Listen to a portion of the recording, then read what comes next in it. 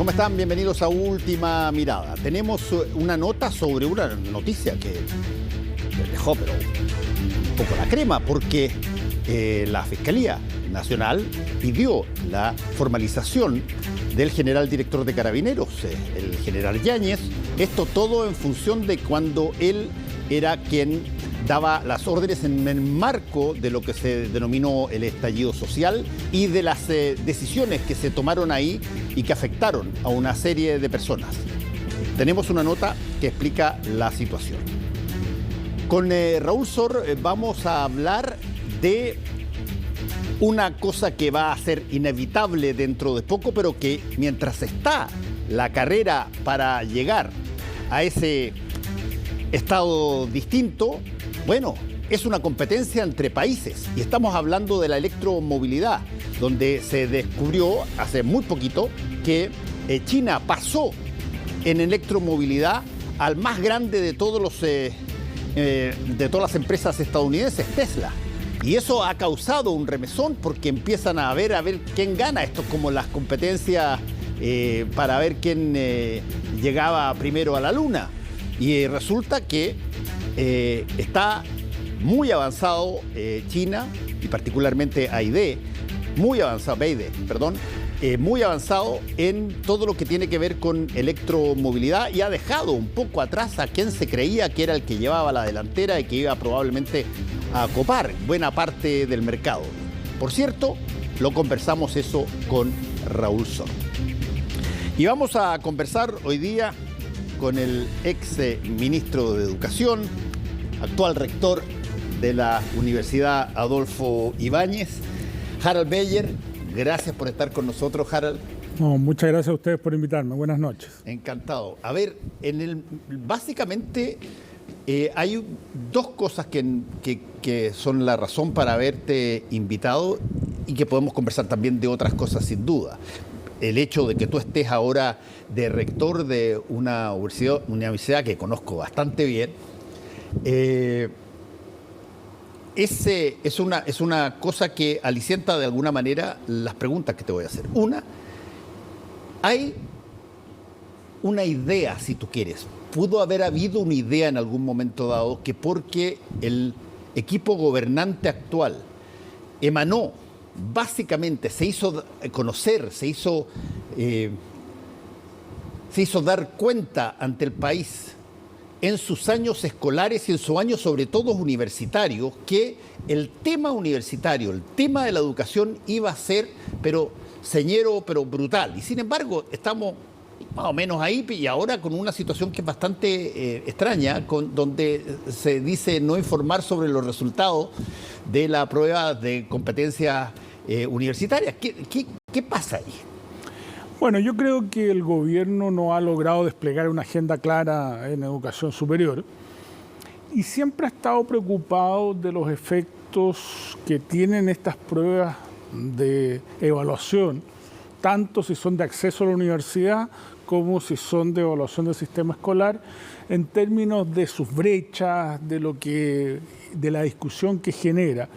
Y creo que fue un desatino el comunicado que enviaron a las universidades, en este caso particular, a propósito que a partir del martes, ¿no es cierto?, muy temprano se conocieron los resultados de la prueba de acceso a la educación superior.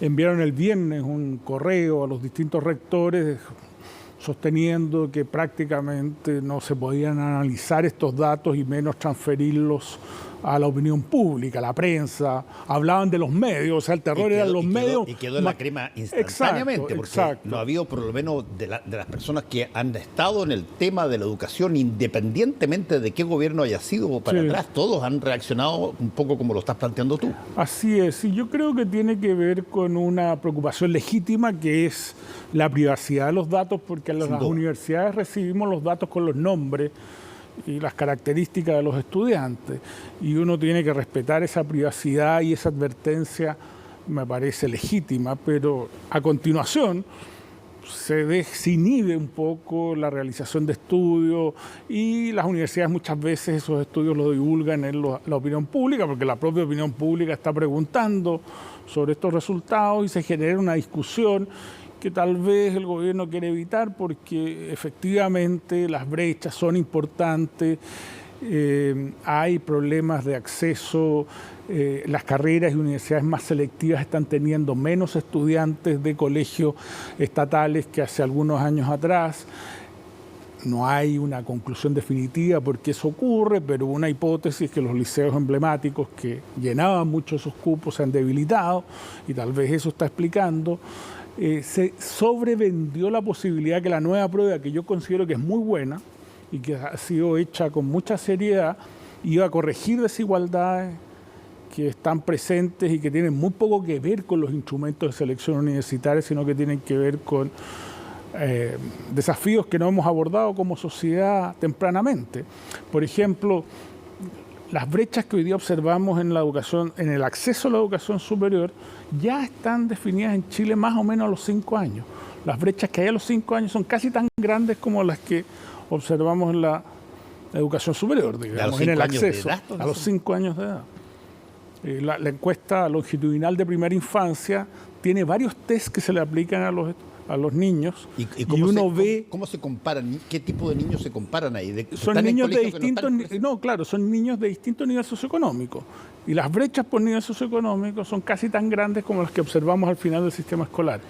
Entonces uno dice esto parte muy temprano y uno debería invertir mucho más temprano, pero hay como un pánico a que se discutan las cifras, creo yo, que arroja la prueba de acceso a la educación superior. Y eso es un poquito lo que hemos estado observando en este último tiempo. Hay buenas razones muchas veces para esto, porque la prueba es una prueba que no mide necesariamente la calidad de los colegios, ¿no es cierto? Hay muchos factores que inciden en esos resultados.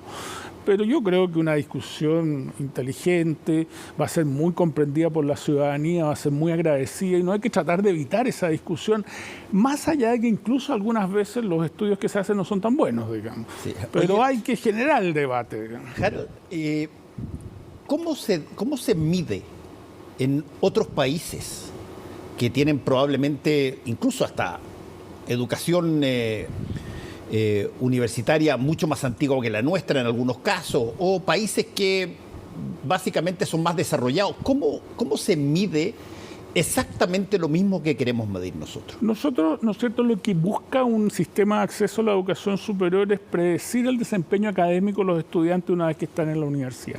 Ese es su principal objetivo. ¿Por qué? Porque uno querría que los estudiantes terminaran, que no desertaran, ¿no es cierto? Y mientras mejor sean los instrumentos que se aplican, indudablemente que mejor es esa predicción. Entonces, los países optan por sistemas, hay dos grandes sistemas. Uno parecido al chileno, que combina las notas de la educación media con sistemas que tratan de medir habilidades académicas de los estudiantes, ¿no es cierto? Eso es un poco... ¿Qué países tienen eso? Estados Unidos, Suecia, Israel, son algunos de los países que tienen este tipo de modelos. Hay otros que usan la experiencia solamente en la educación media a través de pruebas que son relativamente comunes para todos los estudiantes. El caso francés, el caso inglés, el caso alemán. Funciona de esta manera. Descansa un poco en la experiencia educativa, pero con pruebas que no son de cada uno de los colegios, sino que con pruebas generales que son aplicadas por las autoridades educativas de los distintos países. ¿No es cierto? Esos son los dos modelos. ¿Cuál modelo es mejor? Es muy difícil de saber. No hay mucha comparabilidad para poder establecer que uno es mejor que otro. Entonces depende mucho de las tradiciones de los países. Fíjate que es bien interesante. Yo me fui a los 21 años a Estados Unidos, a una universidad, a la Universidad de North Texas State, y después ingresé a hacer un posgrado en periodismo en la Universidad de Texas en Austin, pero entre medio tenía que hacer una prueba que es el GRE, que es muy parecida a, si tú quieres, la prueba de actitud académica. Claro. Esto es para optar a posgrado. Sí. No tuve ningún problema, estudié harto, qué sé yo. Pero me sorprendió encontrar en un país que es tan abierto en términos universitarios que tengas que acudir a través de una prueba especial. Claro, porque lo que pasa, por ejemplo, en el sistema de admisión centralizada, donde participan la mayoría de las universidades, 45, no todas, pero 45, hay 127.000 cupos aproximadamente y hay 224.000 estudiantes que están habilitados para postular. Entonces hay que racionar, entre comillas, los cupos de alguna manera. Y eso pasa en todos los sistemas universitarios del mundo. Y ese racionamiento ocurre en el caso que tú mencionabas, a través de esta prueba que se llama GRE, ¿no es cierto?, que tiene una sección de lógica que es muy difícil, digamos. Sí, te hacen cosas que tú tienes, que no tienen esta respuesta instantánea. Claro, y que son para másters o para doctorados, ¿no es cierto? Sí. Salvo que tú postules a las escuelas de negocio donde hay otra prueba, parecida al GRE, que se llama GMAT, digamos, es el caso de Estados Unidos. Pero en Israel, para el pregrado, tienen una prueba muy parecida a la nuestra. En Suecia tienen una prueba muy parecida a la nuestra. ¿Y cómo se podría comparar, Harald, distintos países a través? ¿Esta prueba sirve, por ejemplo, para determinar que estudiantes que salen del colegio y entran a la universidad, qué sé yo, en Israel o en Bélgica o en Canadá, están más o menos comparados con nosotros, que haciendo más o menos la misma prueba? ¿Cómo se puede, claro, cómo se mide las calidades de en el pregrado, ¿no es cierto? Es el SAT, básicamente, la prueba. Y es una prueba que selecciona la universidad. No hay que entenderla como una prueba que mida realmente calidad de la educación, sino que lo que mide es aptitudes académicas, por así decirlo, ¿no es cierto? ¿Y por qué uno trata de medir esto? Porque hay que racionar por una parte los cupos, pero por otra parte, cuando una universidad acepta a un estudiante, le gustaría que ese estudiante termine, ¿no es cierto? Y para estar más segura de esa posibilidad, quiere saber cuáles son sus aptitudes. Y por eso existen estos instrumentos. Y eso un poco ha funcionado relativamente bien. Las pruebas que se diseñaron ahora yo creo que están en un estándar muy superior a la que nosotros teníamos antiguamente, que era la PSU. Yo creo que esa era una prueba muy defectuosa. Varias generaciones dieron esa prueba. Hoy día el DEMRE ha hecho un trabajo bastante... ¿Tú dices que era peor o mejor que la prueba de aptitud académica nuestra? No, peor. Peor. La prueba de aptitud es una prueba que hoy día está alineada un poco con lo que son las pruebas como PISA. Sí. Y estamos volviendo un poquito con esta nueva prueba a esa tendencia. Y si uno mira las pruebas de comprensión lectora o las de matemática, están pensadas para que los estudiantes razonen mucho más y por lo tanto no dependan tanto de la experiencia curricular que han tenido, que en general tiende a ser muy desigual. Entonces ofrece oportunidades de mayor equidad, pero tampoco hay que sobrevender esa oportunidad. Dime, Harald, ¿tú cómo aprecias la educación escolar chilena? Yo creo que... Si tú tuvieras que plantearla ante un público. O sea, nosotros yo creo que tenemos grandes desafíos. Y la educación escolar está muy rezagada. Si uno mira la prueba PISA que se dio a conocer hace pocos meses atrás, ¿no es cierto? Es una prueba que mostró que la educación chilena, a pesar de la pandemia, no cayó en términos de sus resultados. Todos quedamos sorprendidos porque los resultados no habían caído. En cambio, en los países de la OECD, los resultados cayeron. Y eso fue interpretado por algunas personas como una muestra de la resiliencia del sistema educacional chileno. Pero la verdad es que revela que el sistema está aportando muy poco a los estudiantes.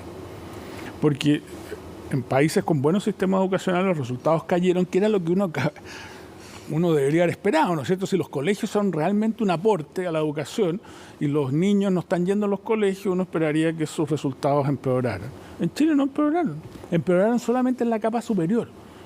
En la capa superior socioeconómica, digamos, indicando de que ahí se afectó y que tal vez esos colegios están aportando más valor, pero el resto de los colegios no parece estar aportando mucho. ¿Y eso cómo se soluciona una cosa así? Bueno, se soluciona de distintas formas. Yo creo que nosotros creamos una carrera docente, por ejemplo, que tenía muchas posibilidades de atraer más estudiantes y mantener una vez a las personas tituladas como profesores en la profesión. Lo que estamos viendo es que no produjo el efecto esperado. No siguen postulando personas con altas aptitudes a la profesión docente y sigue siendo alta la deserción después de 4 o 5 años de tener la deserción. Entonces, yo creo que esa carrera docente hay que reformularla entera y pensarla de nuevo. Después, la formación inicial docente yo creo que no está a la altura de lo que uno observa en otros países. Y cómo las universidades reaccionan o reaccionamos en general a eso es una gran interrogante. Yo creo que el Estado es ahí donde tiene que invertir recursos, porque esto es muy importante. Y después, la educación inicial es de una importancia que no le hemos dado. Estamos hablando de los niños cuando entran. Los niños, claro. O sea, hoy día, como decía yo, las brechas ya se notan a los 5 años y eso creo yo, se corrige de dos maneras. Uno, a través de una educación inicial de mucha calidad, y la segunda razón, apoyando más a esos niños, porque la pobreza en Chile bajó en la última medición, más allá de la disputa metodológica que hay, ¿no es cierto?, pero bajó con las mediciones que existen, es 1/3 de la que tienen los niños de 0 a 5 años. O sea, la pobreza en Chile está muy radicada en los niños de 0 a 5 años. Y no tenemos pilares solidarios, programas de apoyo fuerte a esos hogares para que tengan una vida un poquito más holgada y no vivan el estrés que viven muchos esos niños y que afecta el desarrollo de sus habilidades cognitivas y socioemocionales. Ahora, Harald, tú fuiste ministro de Educación. No duré mucho. Sí. Bueno, después te voy a preguntar sobre eso a propósito de que está ahora Mario Marcel a punto de enfrentar lo que tú enfrentaste. Carlos Montes. ¿Ah? Carlos Montes. Perdón, Carlos Montes. Sí. Perdón, Carlos Montes. Está a punto de enfrentar lo que tú enfrentaste. Perdón. Pero te quería preguntar un poquitito por eso. ¿Qué se ha hecho? Porque esto es un tema que se conoce hace tiempo. Se conoce la situación de la educación chilena y las desigualdades que existen, las disparidades aquí y allá. ¿Qué realmente se ha hecho en esa dirección? A ver, yo creo que aquí hay diferencias de aproximación de qué es lo que hay que hacer. Cuando yo era ministro, lo que estábamos tratando de hacer era fortalecer un sistema de mayor autonomía de los colegios, pero con mayor accountability, ¿no es cierto? Y de hecho, en el último informe de PISA, esa es una de las recomendaciones que hace PISA para avanzar en educación, una de las 10 centrales que hace. Hubo una visión distinta que se fue imponiendo después, que era la idea de que el sistema estaba muy estratificado, que había que tratar entonces de reducir los niveles de estratificación. Para eso se atacó el financiamiento compartido, se atacó la institucionalidad de la educación, ¿no es cierto? Se fueron limitando los liceos emblemáticos, pero sin una agenda alternativa que dijese un poco cómo podemos mejorar, ¿no es cierto? Porque eso uno lo puede entender, yo no lo comparto, pero lo entiendo dentro de una lógica, digamos, ¿no es cierto?, que se instaló después de esa aproximación, pero que yo creo que hoy día no ha producido resultados. Entonces, donde hay más consenso es en la idea de fortalecimiento docente, tanto inicial como de la carrera, y eso hoy día está abierto porque no ha producido el impacto deseado, a pesar de que se hizo una reforma importante y que se están invirtiendo muchos recursos en eso, y eso es una oportunidad para que el país diga, oye, aquí podemos encontrar un acuerdo y podemos avanzar, y creo que es muy importante. Sí. Después, la carrera directiva. En todos los países que tienen buenos sistemas educacionales, en general tienen un mecanismo de selección de sus directores muy competitivo, porque los directores son importantes, como en cualquier organización, para liderar. Nosotros no tenemos nada de eso, falta instalar eso. Entonces hay temas que a lo mejor siguen siendo muy disonantes desde el punto de vista de las visiones, pero hay otros donde uno puede converger. Ahora, Harald, hay un punto súper importante, creo yo, en la educación, que se distancia totalmente de montones de otras promesas gubernamentales que se puedan hacer. Porque si tú dices, oye, a ver, de aquí al próximo año vamos a construir, qué sé yo, 200.000 habitaciones, viviendas para, qué sé yo, gente de escasos recursos, es cosa de que tú las veas y que se levantaron en un año. Pero la educación toma tiempo. No, por cierto. Toma mucho tiempo y los ingredientes tú no los vas a ver al año siguiente inmediatamente, ni al segundo año, y por lo tanto la posibilidad de que la gente, al no ver los cambios tan inmediatamente como en las cosas materiales, pueden creer de que no hay avance y por lo tanto tiran la carreta para atrás y vamos de nuevo a retroceder. Pero Fíjate que si uno mira los datos en Chile, entre el año 95, 96, 97 y el año 2012, hay una mejora evidente en la educación chilena. Y después se estancó. Y entramos en un conjunto de reformas y mucha disociación, mucha diferencia, que impidió hacer reformas contundentes como las que se habían hecho antes y que permitieron esa mejora, que no es para pensar de que somos un récord mundial, pero sí mostraba un sistema educacional que iba mejorando sus resultados, que iba acortando sus brechas, y eso de repente se paró. ¿Hay fórmulas? ¿Hay de alguna manera algo que todo sistema poderoso en términos educacionales tiene?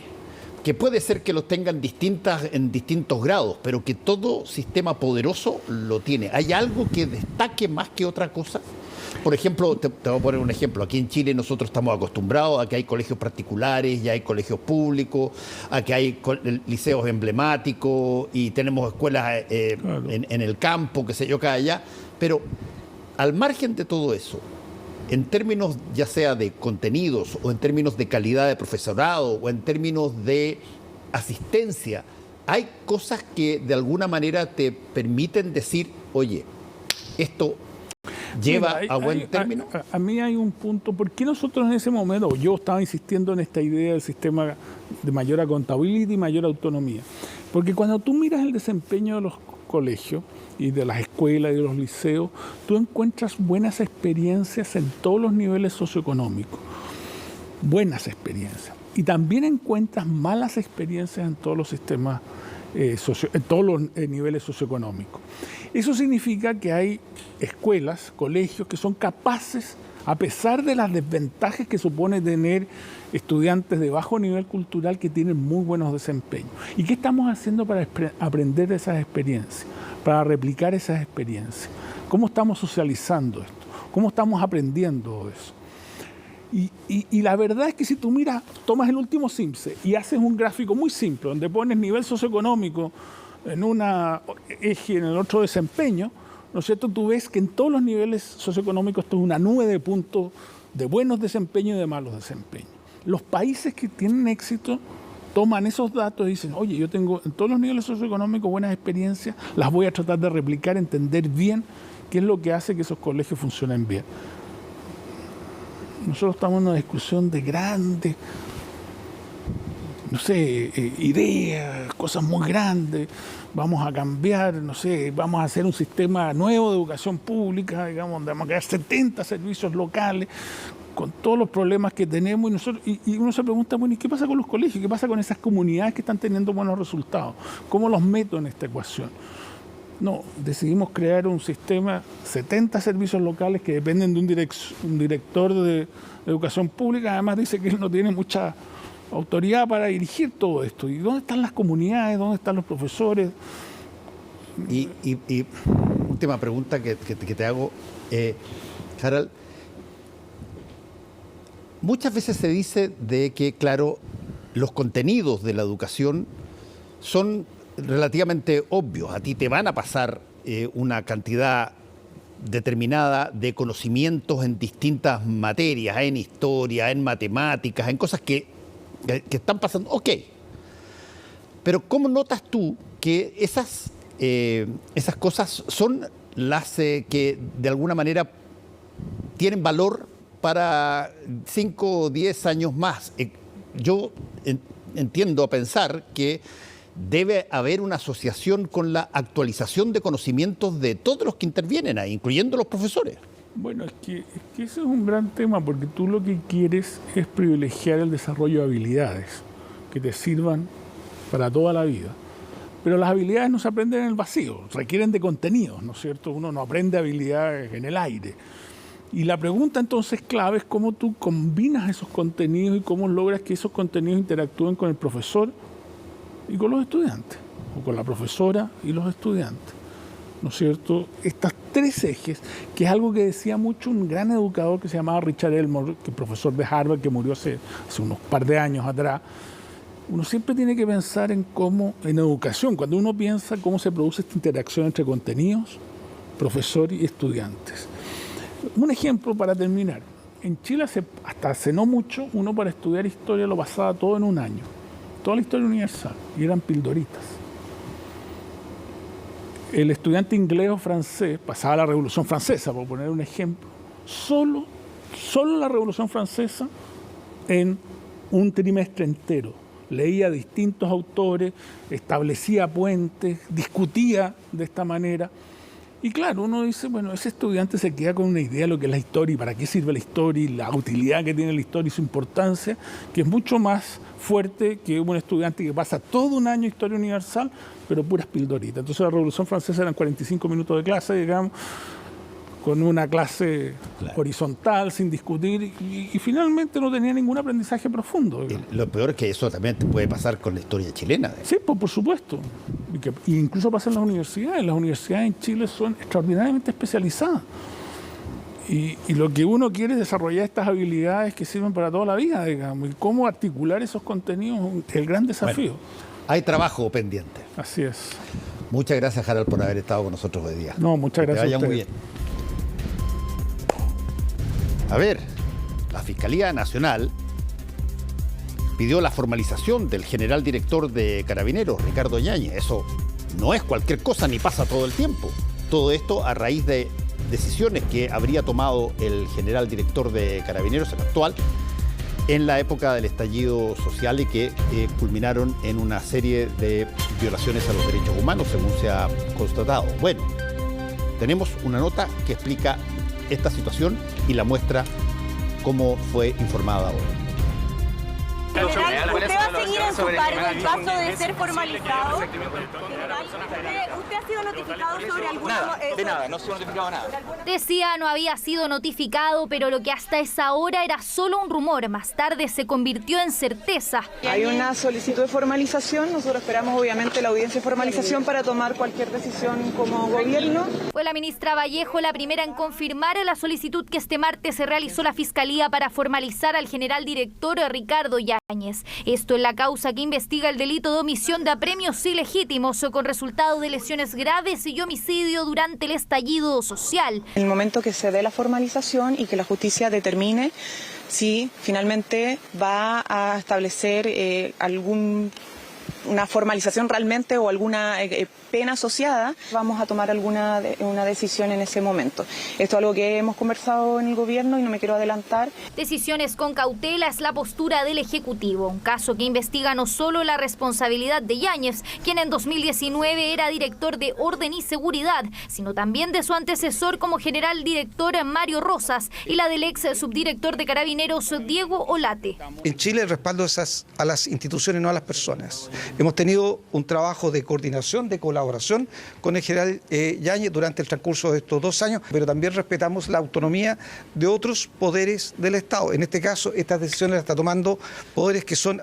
completamente autónomos del gobierno. Investigación que acusa a los altos mandos de Carabineros de no limitar, por ejemplo, el uso de balines de goma y metal durante las protestas del estallido. Un nuevo golpe de la Fiscalía Centro Norte en una trama que ha tenido más de un revés, no solo en esta causa. Venimos a presentar la inhabilidad tanto del fiscal regional don Javier Armendáriz Salamero como de la fiscal jefa doña Jimena Chong Campuzano por haber demostrado ambos, con hechos concretos, su enemistad, odio o resentimiento contra la persona del general director y la institución de Carabineros de Chile. Es el escrito que en noviembre ingresó la defensa de Yáñez, esto en otra causa que pesa en su contra por delitos de lesa humanidad también durante el estallido social, una indagatoria en la que sus abogados solicitaron el sobreseimiento, el que será discutido el próximo 19 de enero. Respecto a las decisiones que toma mi equipo de abogados, respecto a las resoluciones que toman los estamentos correspondientes, yo no me puedo pronunciar porque obviamente soy parte involucrada y solamente puedo decirle que estoy haciendo uso solamente de las garantías y de los derechos que tengo como cualquier ciudadano. Solicitud para inhabilitar a ambos persecutores que ahora está en manos del fiscal nacional, el que por otro lado y aludiendo a necesidades del servicio removió de la suplencia de su cargo al fiscal Javier Armendáriz, persecutor que junto a Chong llevan las causas en contra de Yáñez. La Fiscalía no podría tener ningún tipo de resentimiento y en todo caso, insisto, la inhabilidad prevista en la ley orgánica está pensada para situaciones tanto de amistad íntima íntima como de resentimiento en relación con personas naturales. Han sido al menos 5 los intentos de la fiscal Chong para citar a declarar a Yáñez como imputado. Ninguna ha rendido frutos, ya que la única a la que sí asistió en marzo de 2023 se acogió a su derecho a guardar silencio. En el transcurso de esta causa, y también yo diría como estrategia justamente de defensa del imputado, no hemos visto ninguna colaboración. Lo que vimos fue una serie de negativas a concurrir a declarar ante la justicia. La última de ellas ocurrió a principios de noviembre del año pasado, cuando presentó este documento,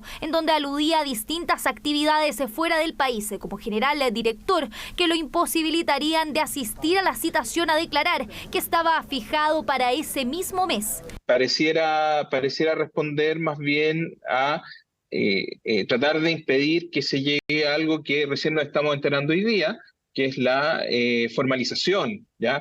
Una formalización que se ha evitado por mucho tiempo. Formalización que aún no tiene fecha concreta, y es que podrían pasar al menos 4 meses hasta que el 7º juzgado de garantía fije la audiencia. Hacemos una pausa y volvemos.